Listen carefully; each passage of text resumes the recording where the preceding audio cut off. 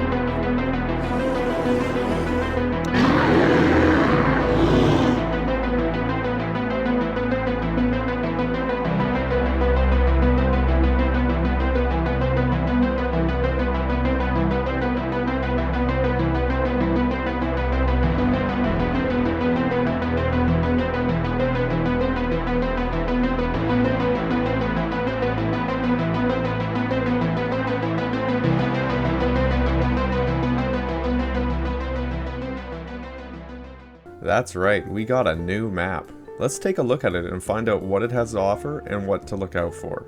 First of all, the cabin is in the south tile and is fairly accessible to all regions around it, unlike the gondola. There are 4 light tiles. These are your basic tiles from the base game, and do not have any dangerous animals roaming. However, weapon and their accessories are a lot less likely to spawn in these bunkers. Above them, you'll find the 5 dark tiles. Now you're probably asking yourself, why are these tiles dark? Well, I'll tell you, because they're spooky. Not only will there be evil animals roaming these narrow and crowded areas, but you'll notice the sky is darker and these creepy dudes are watching you. Alright, we've gone over the basics of the map. let's look at some specific details. For all of you thirsty individuals out there, there are 3 lookout towers close or around the edges of the middle tile. The dark tiles have more to offer than only their spooky vibes. These tiles are much more profitable, but are further away and come with a risk. The bunkers contain more valuable loot, but they're often guarded by animals. Speaking of animals, our first addition is the evil and angry wolves that will patrol specific areas. These wolves are not to be taken lightly. Although they do not deal extra damage, they have double the health of their friends. There are about 7 of these wolves on the map as indicated here. One thing to note here is that the wolves that guard the second objective and jump out of bunkers are not these wolves. Now, the wolves are not the only danger out there. Some sick son of a gun thought it would be a good idea to feed the bears as well. And well, it had an effect. Even so much as to attract the attention of the Bear King. Wait, I thought they said they were evil. Eviler. That's better. These bears are no laughing matter, and will spawn often at bunkers or near scarecrows in these regions. They have 3,200 health each. That's 10 fully charged melee swings.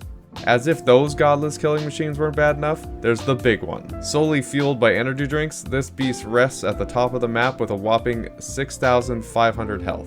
But, if you can slay it, the bear's most coveted belongings are yours to take. That's right, more energy drinks. And also, that's right, there's 16 energy drinks available on this map without trader crates. On a lighter note, I'll provide a few more points of interest, such as the outlook points on the map here, and a map of all the hatch locations and their directions. Last but not least, let's take a look at how the objectives work on this map. First of all, the dig objective, the parts will spawn on all tiles of the map. As for the resource repair objective, the light tiles will contain less loot than the dark tiles. For the cipher objective, the cipher bunkers are only spawning on the light tiles. And lastly, the escape vehicle will only appear in the dark tiles. I hope this helps and makes this map more enjoyable for you. Personally, I am loving this map and the balance changes that were brought with this patch, and we're definitely going in the right direction. Alright everyone, thanks for watching and have a good one.